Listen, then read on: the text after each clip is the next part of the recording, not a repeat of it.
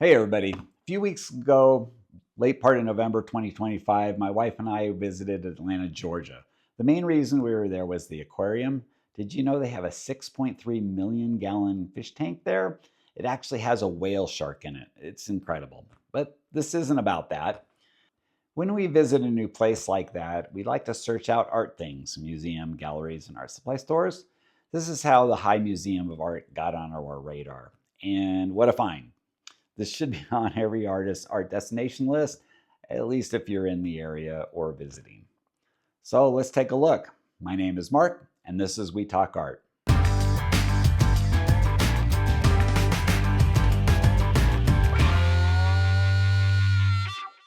The High Museum of Art in Atlanta was started in the early part of the 20th century and now is the premier art museum in the southeast of the United States. Like so many of the art museums, the High Museum is housed in a fantastic building that adds to the experience of the place. The three-building plaza that contains the High Museum was designed by award-winning architects Richard Meyer and Renzo Piano and is art in itself.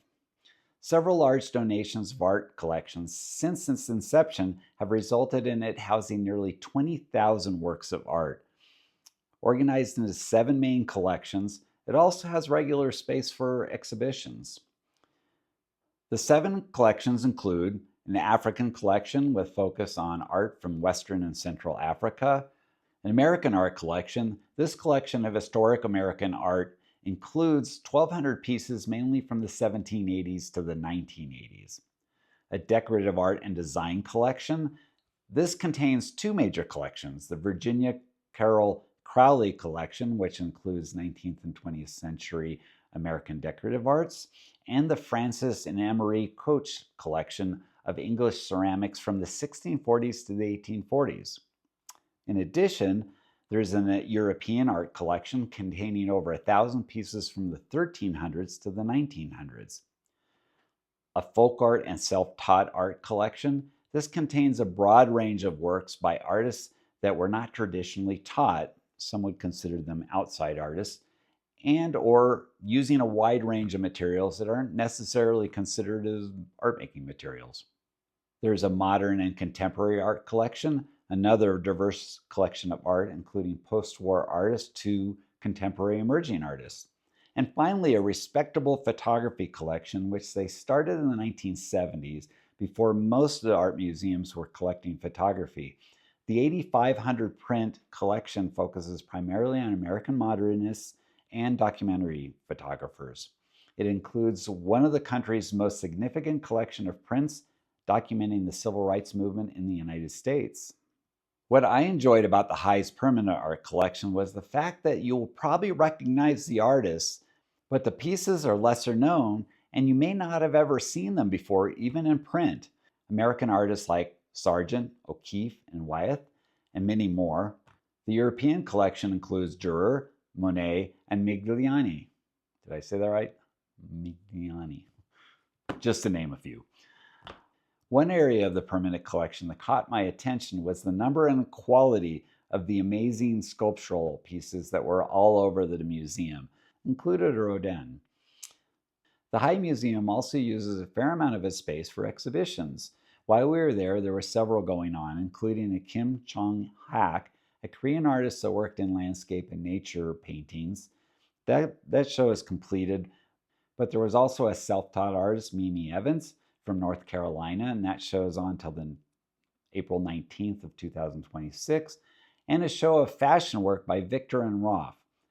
This last one caught me completely off guard. When we were entering the museum, I saw they had a fashion-related exhibition, yet it's really not my thing, and I thought I might skip it. But when I stuck my head in, I got sucked in.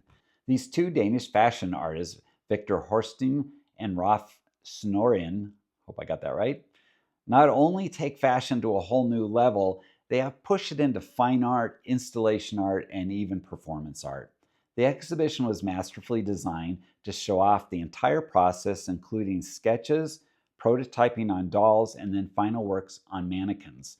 These final works then were placed into displays that were something like installation pieces. In addition, several video screens were showing the fashion as performance art that they've done over the years. This is a lesson I keep needing to be taught: how a creative process that is completely outside of my interest and experience can have so much inspiration in it. The show is up until February 9th, 2026, so you still have some time to see that one. This art museum can easily take a day to see and includes collections and art pieces that are well worth seeing. I can almost guarantee that you'll be inspired. And I just read as I was putting the script together that they just added 361 new pieces of work, including a rediscovered Jacob Lawrence watercolor. Let us know in the comments if you've been in the High Museum of Art in Atlanta, Georgia, and what you thought of it. Also, I've made a few of these destination art videos. Do you like this kind of content? Do you want to see more of it? Let us know in the comments. If you want to see more We Talk Art, I'm going to put 2 more videos right up here you can click on. Otherwise, go make some art.